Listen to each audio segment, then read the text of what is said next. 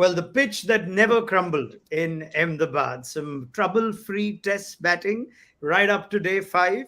Sees both teams shake hands before the final hour of play as the test and the Border Gavaskar series comes to an end. It ends in a draw. It gives India the Border Gavaskar trophy 2-1. And it also confirms, as a result of what happened in Christchurch earlier in the day, something that the teams knew just after they took the field on lunch, courtesy of a Kane Williamson special and Sri Lanka going down against New Zealand, that India and Australia have made it to the World Test Championship final. So we look back at this fourth test, at this series and its finer moments with Wasim Jaffer and Ian Chappell. Dare I say, Chappelli, a bit of an anticlimax to this series, which had so much pitch talk in the first few games and 3-day tests. And here we've seen trouble-free batting right till the end. Yes, Raunak, there was a tale of two pitches, really. The first three all turned, and then the last one a batting pitch.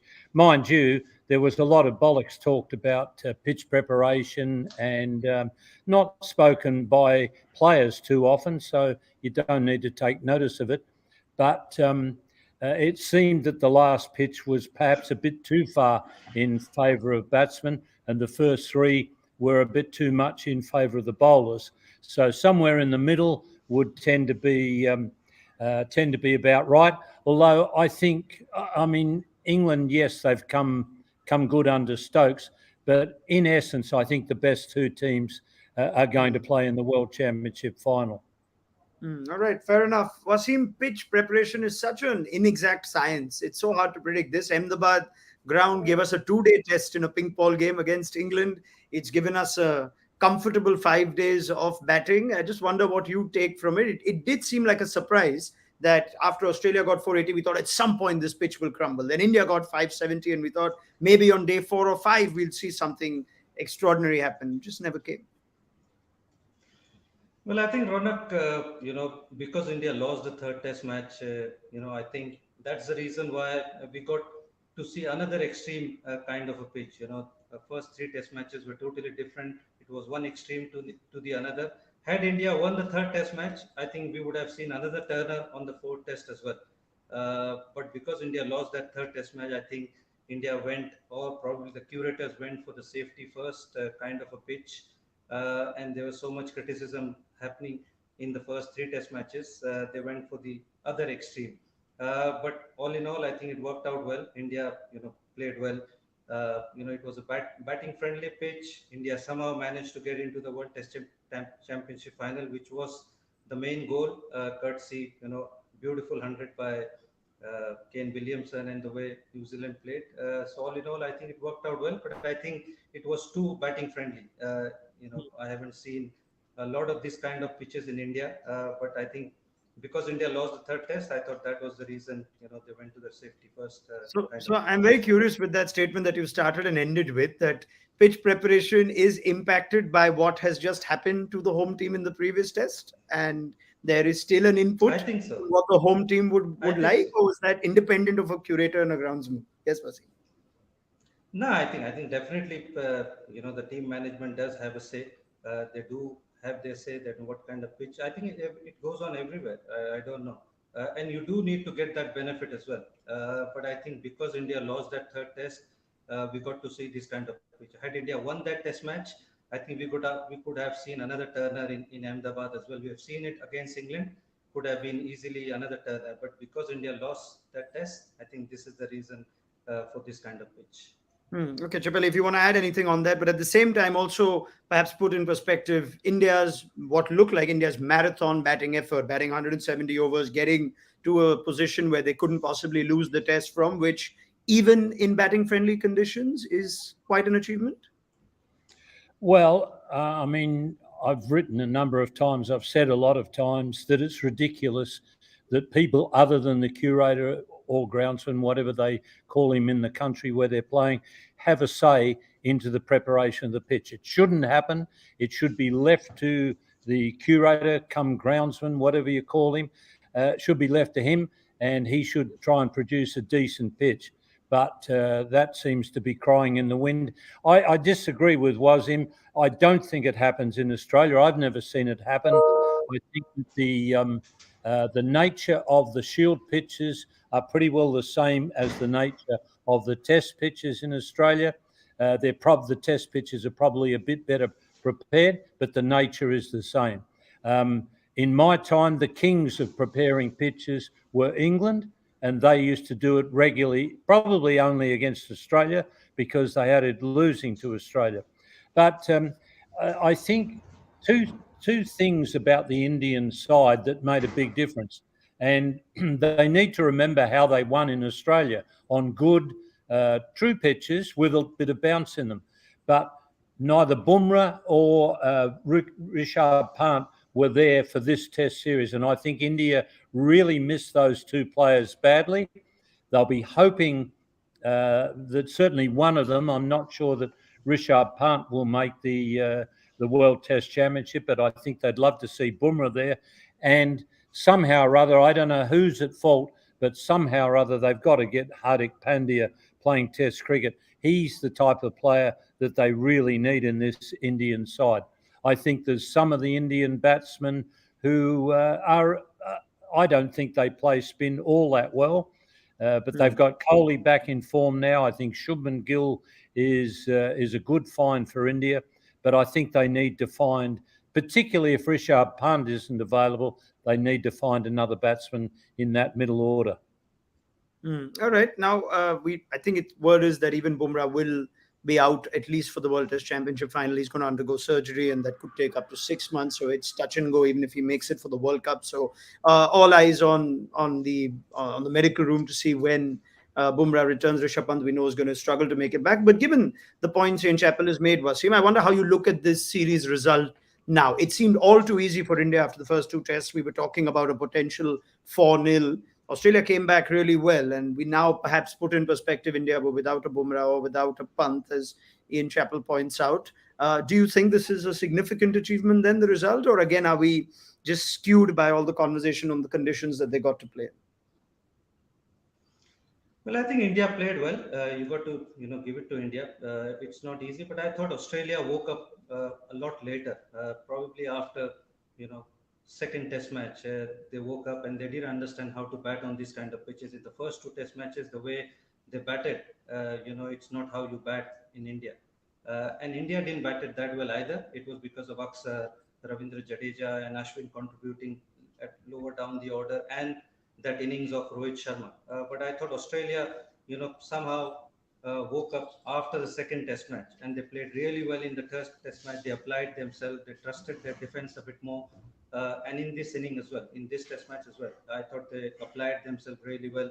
And in India, I mean, we hardly have seen two spinners bowling really, really well. That has happened when Graham Swan was there and Monty Panesar was there. Before this, Australia only had Nathan Lyon, but I thought Poonam supported him really well, and Todd Murphy did his job. So when two bowlers, bowl really well against Indian batters, again I agree with Chappell. This Indian batting lineup doesn't bat really well on the turners as well. I do agree, but we haven't found those two kind of quality bowlers. We found in third test match when Poonam bowled well, Nathan Lyon bowled well, India struggled. So I thought, that was the reason. Australia missed a trick by not playing Ashton Agar. I don't know how his form was. I think if he had played from the first test, the result might have been a little different. But I thought, the batting became really better after the third test match. Yeah, I mean, it's fair to say it was a series of two halves as well for Australia, Chappell. And I wonder if you're trying to do a post-mortem of the Australian performance in this series, what your biggest regrets would be, because there was a marked improvement after the Delhi test. They bounced back in Indore. They played particularly well in the first innings here. There was questions on selection, on no Travis Head in the first test. Funny enough, they had their best two performances without their captain, Pat Cummins, without David Warner, who's supposed to be a big player for them, even though his record isn't great here. I wonder what the biggest regrets would be for Australia, who would have been telling themselves, we could have actually got a lot more from this series had we started better. Yeah, I think you've got to understand also that Cameron Green became available for the last two, as did Stark, and when Cummins was missing. So although Cameron Green didn't do much with the ball, at least it gave Australia the option to open the bowling with a genuine pace bowler. rather than having one quickie and a spinner. So, but I don't think Australia found out much in this series. Um, I don't see Head as an opener going forward to England. Whether it's Warner, I'm not sure. But there's not much around in the way of opening batsmen to play for Australia. I don't. Kuhneman, to me, he's not a find. I don't see him playing very much Test cricket at all. They know that Lyon can bowl. Murphy is steady, but I was disappointed with Australia in that they didn't try. Well, don't think they tried hard enough to get wickets when India batted. They looked for containment too much rather than looking for wickets. So I just hope that under different conditions in England that they start looking for wickets a bit more, and perhaps under the captaincy of Pat Cummins that'll happen. But sure, you need some bowlers to bowl tidily, but you need some wicket takers as well. And I think there was way too much reliance on Nathan Lyon's ability to take wickets in India. So I really don't see that Australia learned a hell of a lot about their play in this series in India. You bring up the point. Is there a conversation to be had on the captaincy of Australian Test cricket? Funny as it may be, because Pat Cummins has had such a great record, but it was nice to see Steve Smith back in these, albeit in unfortunate circumstances, to lead Australia. And we've always seen a slightly different Smith when he's captaining Australia. As it turns out, the two tests he's captained, Australia have been undefeated. Is there a conversation to be had at all, Chappelli, on the captaincy? So what are you going to talk about? If you're talking about dropping Pat Cummins, what is it you're going to say? I mean, I'd love to hear somebody come up with an excuse to drop Pat Cummins. I mean, the poor guy, you think about the pressure that would have been on him knowing that his mother was probably on the way out and he captained the first two tests under that sort of feeling.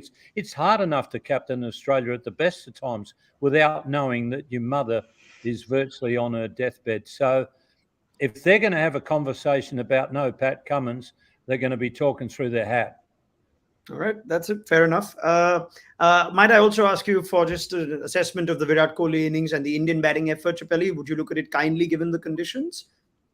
I think it was important for India that Kohli got back into form. I still think that Kohli is a very fine player for India, and they badly need him in form, and they need him in form going into that World Test Championship. I would doubt very much if Pant's going to play in that game, but they'll miss him badly. I think not only is he a very good attacking batsman, but I think he's far and away the best keeper on what I've seen. I wasn't that impressed with Bharat's keeping. I think Pant's a long way in front of him as a keeper, so they'll miss him badly. As I keep saying, they've got to find a way to get Hardik Pandya into that side. I mean, on what I've seen, Pandya could bat in the top six, and he gives you that extra pace bowler who, even if he can only give you maybe 8 overs in 2 spells during a day, he's still worthwhile playing. And also, he's a damn good fielder. So, I mean, sometimes I think people listen to the medical men way too much. I mean, they will always be on the conservative side. If that's the problem, I think they ought to tell the medical men to just go and work on being a doctor. If Pandya wants to play, he should be playing.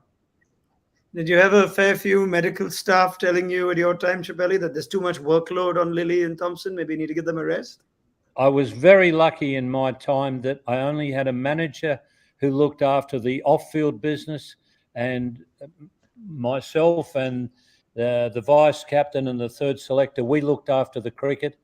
And if there was a problem, and I only ever had it once with a manager, you had to tell him, you go and collect the practice balls, put them in a bag, and make sure we haven't lost any. All right. Well done. Let me go to Wasim Jaffer to just extend on the point that Ian Chappell makes. We're now looking forward to the World Test Championship, even though it's a few months away, Wasim. Funny enough, the only person that I've heard from with regard to Hardik Pandya's Test future is Hardik Pandya, who said, "I'll play when I feel I'm ready," or something to that effect. We know his value. Is the one-off World Test Championship final in England just the kind of game you would want Hardik Pandya to play, even though he's had no red ball cricket for so long? Well, India won't play any red ball cricket before going into World Test Championship anyway. They'll be playing the IPL, and then straight away they'll be going to the World Test Championship final. It's all about whether Hardik Pandya wants to play. I don't know how much bowling can he do. He hardly bowls. We have seen that he's a very reluctant bowler nowadays. He only bowls when he has to. So it all depends on whether he wants to play. And I think if he wants to play, and if he can give the captain, 12 to 15 overs in a day, then I think it's a good call. He's a quality batter, he's a good fielder, and he can, if he gives you some overs, then he should be in that team. But I don't know. I personally think that he doesn't want to play red ball cricket. That's what I get it. But if he agrees to it, I think he's good enough player to get into the side.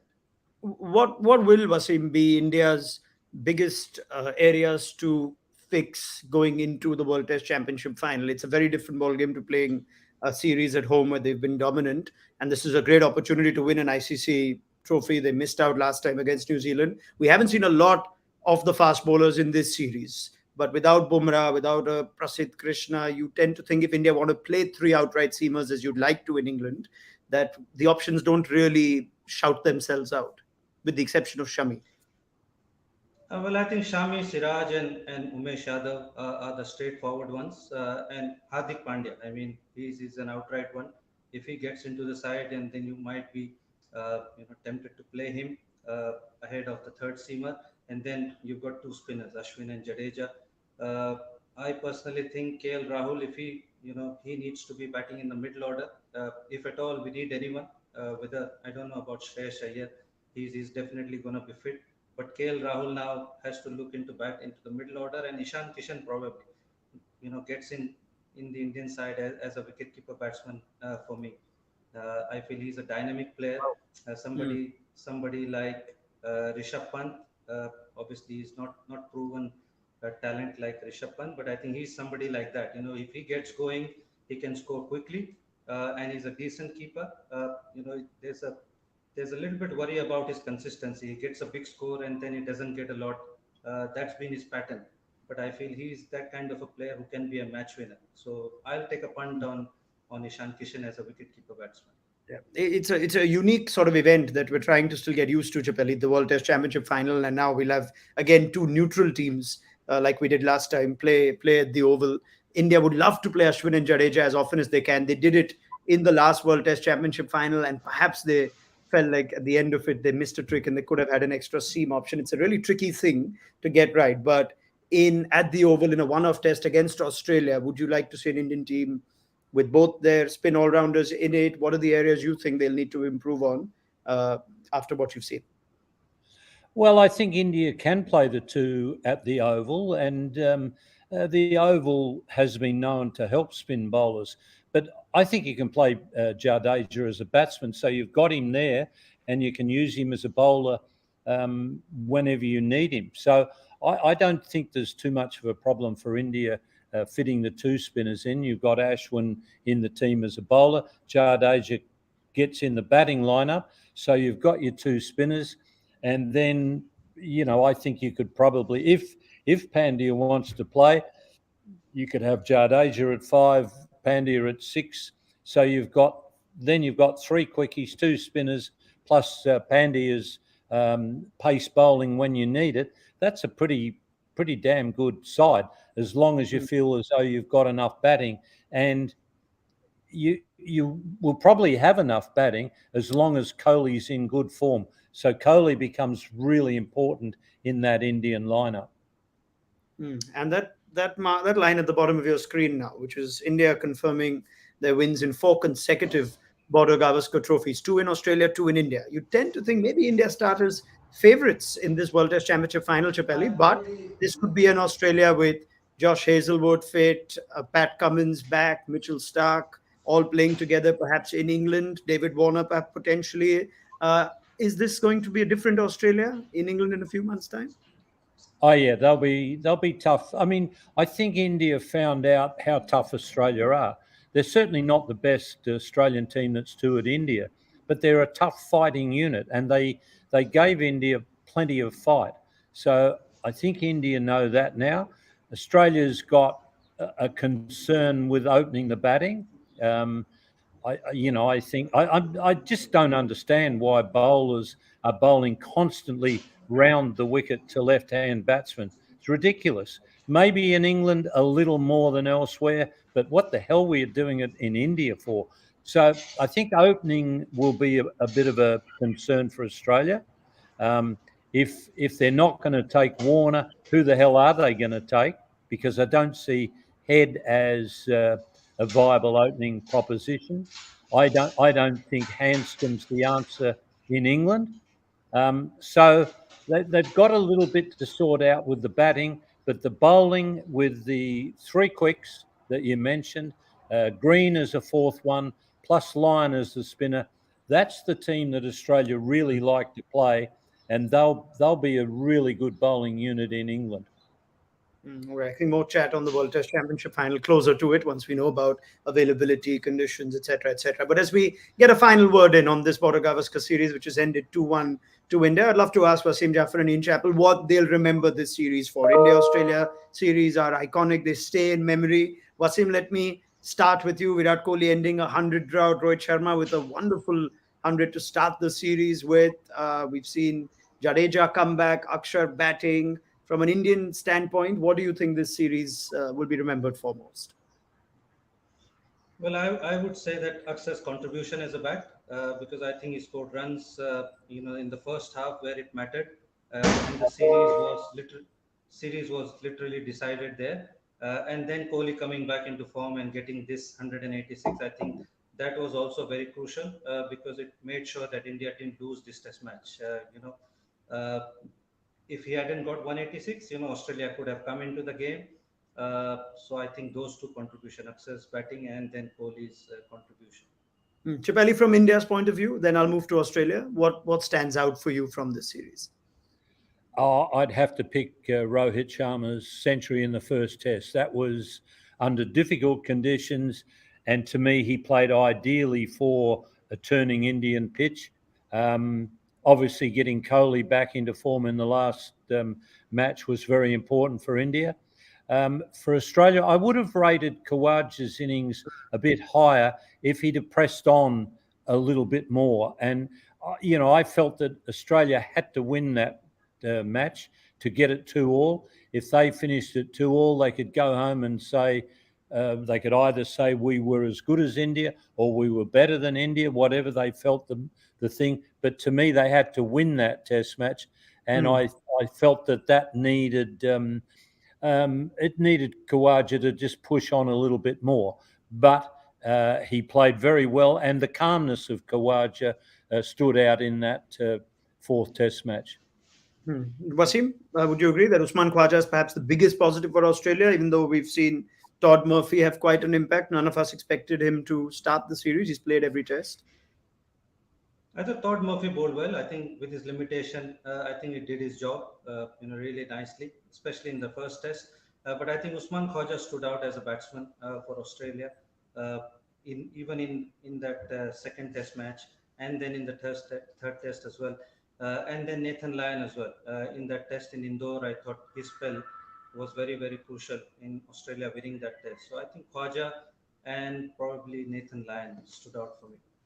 All right, and that is pretty much it. Another wonderful India-Australia series comes to an end, although a bit of an anticlimax. Would love to see some sort of collapse or something to give us some exciting chat. But it always makes for exciting chat when we have Ian Chappell with us, as also Wasim Jaffer. Chappelli, I haven't seen. We don't get to see as much of you these days as we used to. It's our loss, but might I dare offer you a compliment and say you've still not lost your touch? Well, I hope I'm still speaking the truth, Raunak, and if the truth excites you every now and again, I'm happy to be here. But very good to see you back in the chair. Yeah, my pleasure. My pleasure as well, Chappell. And it is our pleasure to have you. And we hope to have plenty more of you. Look forward to your next column. And I'm sure your next appearance on ESPN Cricket for very soon. So thank you very much, Ian Chappell. Wasim Jaffer, you will trade coaching colors now and be ready for an IPL season with Punjab Kings. So I wish you all the best for that. But we will have you for the ODI series before that. So I look forward to your company then. But thank you so much, Wasim. Thank you, Ronak. Thanks, Chappelli. Nice to share the screen with Pleasure, you. pleasure was him. Nice working with you. Yeah, that is the tone in which India-Australia conversation should be had, as they tend to these days. Everyone's friends. We hope you've enjoyed our coverage with in Chappell, Wasim Jaffer, Sean Tate, and Akash Chopra. Look forward for your company for the ODIs as well. And story from Ahmedabad is India win the series 2-1, and both India and Australia now qualify for the World Test Championship final.